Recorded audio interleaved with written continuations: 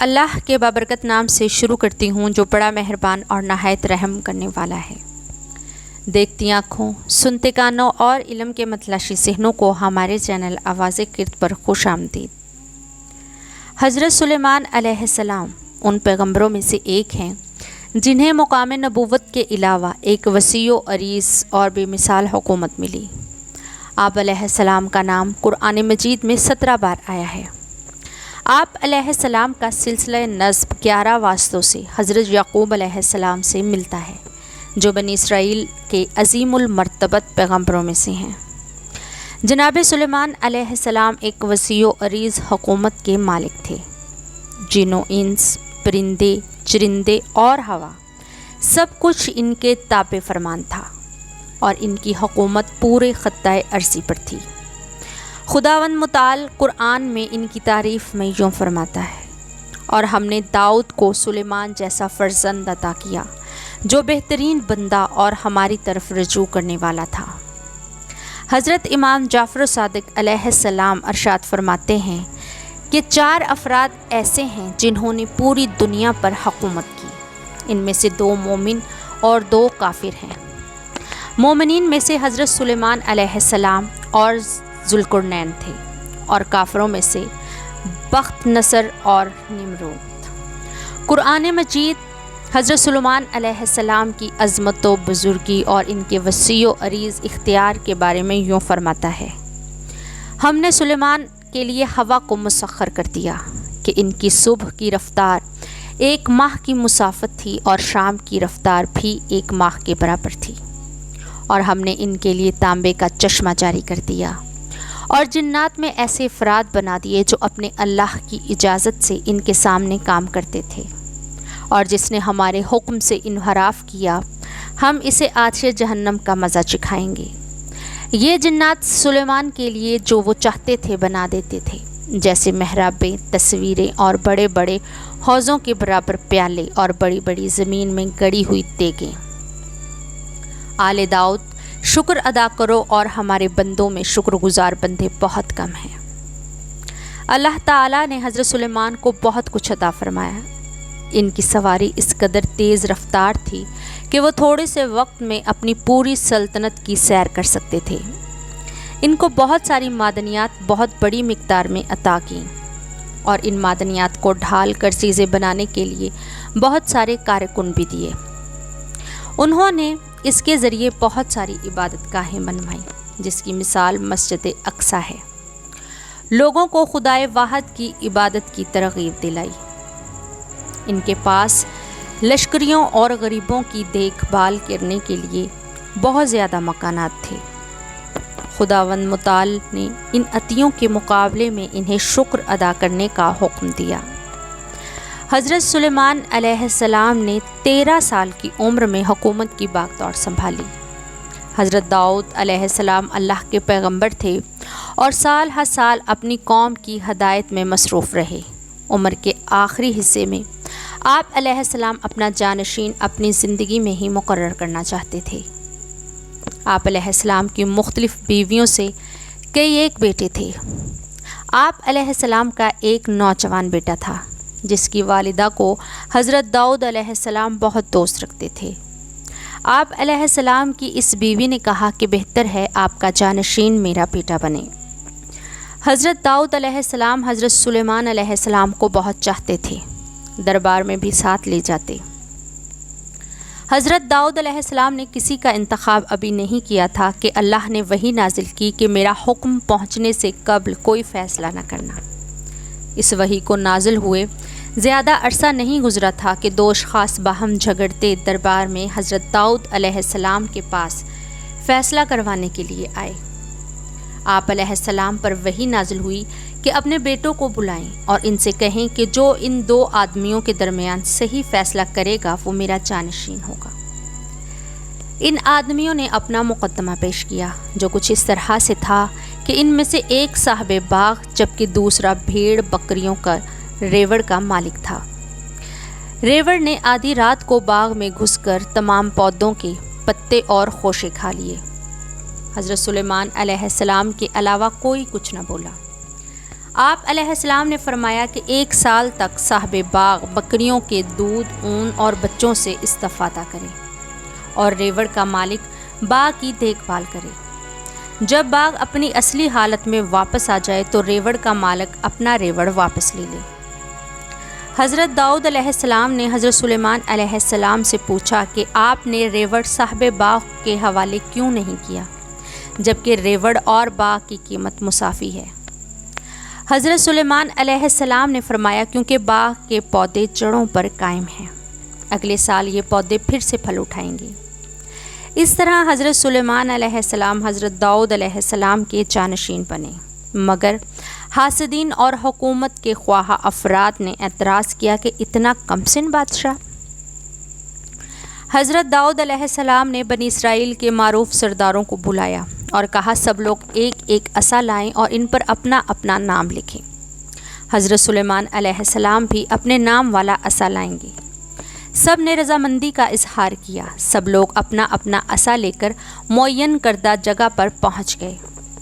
حضرت داؤد علیہ السلام نے حضرت سلیمان علیہ السلام کے سمیت سب کے عصا ایک کمرے میں رکھ کر کمرے کو تالا لگا دیا اور کہا صبح تک بنی اسرائیل کے سردار پہرا دیں۔ صبح جس کا عصا سرسبز اور پھلدار ہوگا وہی میرا جانشین ہوگا۔ صبح تک بنی اسرائیل کے سرداروں نے پہرا دیا اور کمرے کو بند رکھا۔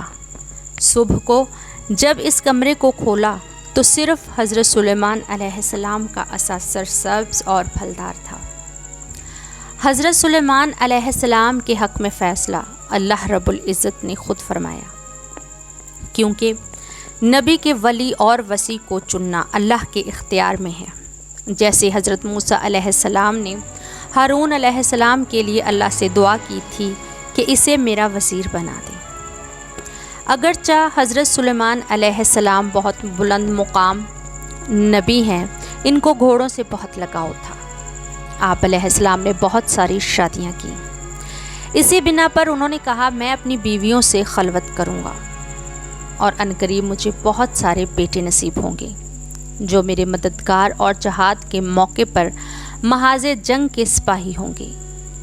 آپ علیہ السلام نے خود پر اور بیویوں پر بھروسہ کیا، اللہ کو شامل حال نہیں کیا، یعنی انشاءاللہ نہیں کہا، اور لمحہ بھر کی غفلت سے ترک اولا کر بیٹھے۔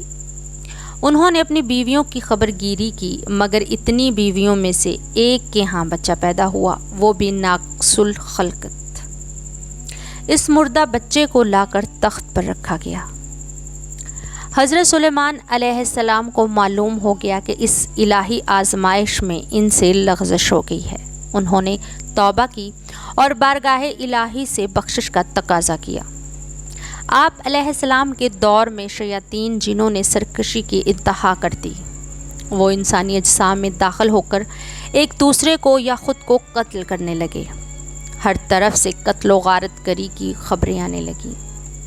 آپ علیہ السلام بہت پریشان ہوئے اور آپ نے اللہ سے دعا کی کہ مجھے بے مثال حکومت کے ساتھ بے شمار اختیارات دے جو پھر کسی کو حاصل نہ ہوں۔ آپ علیہ السلام کی دعا قبول ہوئی۔ جنوں انس، چرند و پرند، ہوا، ہر چیز آپ علیہ السلام کے تابع ہو گئی۔ جنوں کو تابع کرنے کے لیے اللہ رب العزت نے آپ علیہ السلام کے ساتھ ایک فرشتے کی ڈیوٹی لگائی جس کے ہاتھ میں آگ کا کوڑا تھا۔ جو جن بھی نافرمانی کرتا یہ فرشتہ اسے کوڑے سے مارتا۔ آپ علیہ السلام نے اس کی مدد سے شیاطین پر غلبہ پایا۔ جو جن زیادہ سرکش تھے ان کو قید کر دیا اور جو فرما بردار بن گئے ان کو بھاری بھاری کاموں پر لگا دیا۔ آپ علیہ السلام نے مسجد اقصی مکمل کروائی جسے حضرت داؤد علیہ السلام نے شروع کیا تھا۔ اتنی بے مثال حکومت ہونے کے باوجود آپ علیہ السلام نے ایک دن اپنے آپ سے کہا، ہر طرح کی سہولت رکھنے کے باوجود مجھے یاد نہیں ہے کہ میں نے کوئی دن آرام اور خوشی سے گزارا ہو۔ میں پسند کرتا ہوں کل تنہا اپنے محل میں جاؤں اور ہر قسم کے خیال سے دور خوشی سے گزاروں۔ اگلے دن آپ علیہ السلام محل میں داخل ہوئے اور اندر سے دروازہ بند کر لیا۔ محل کے سب سے بلند مقام پر پہنچے اور کھڑکی سے کام کرنے والوں کو دیکھنے لگے۔ اچانک حضرت سلیمان علیہ السلام کیا دیکھتے ہیں؟ ایک خوب روح بلند قد و قامت کا نوجوان محل میں داخل ہوا۔ آپ علیہ السلام نے پوچھا، تمہیں کس نے اندر آنے کی اجازت دی؟ کیونکہ میں نے آج پکا ارادہ کیا تھا کہ میں تنہا رہوں اور آرام و سکون کے ساتھ دن بسر کروں۔ جوان نے کہا کہ میں اس محل کے خدا کی اجازت سے داخل ہوا ہوں۔ حضرت سلیمان علیہ السلام نے کہا، محل کا پروردگار اس قصر پر مجھ سے زیادہ حق رکھتا ہے، اب یہ بتاؤ تم کون ہو؟ جوان نے کہا کہ میں ملک الموت ہوں۔ حضرت سلیمان علیہ السلام نے کہا، کس لیے آئے ہو؟ جوان نے کہا کہ آپ علیہ السلام کی روح قبض کرنے آیا ہوں۔ حضرت سلیمان علیہ السلام نے کہا، جس چیز پر مامور ہو انجام دو۔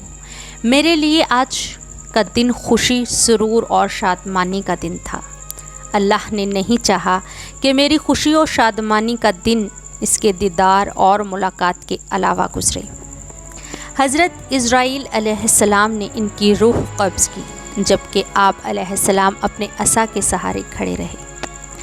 جنوں انس اور دیگر مخلوق یہ خیال کرتی رہی کہ آپ علیہ السلام زندہ ہیں اور ان کی نگرانی کر رہے ہیں۔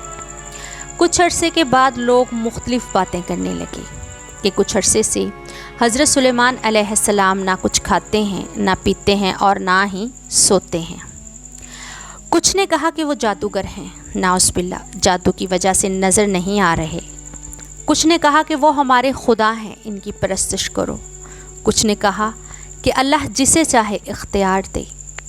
اللہ نے ان کے عصا کے اندر دیمک لگا دیا، عصا اندر سے خالی ہو گیا اور ٹوٹ گیا۔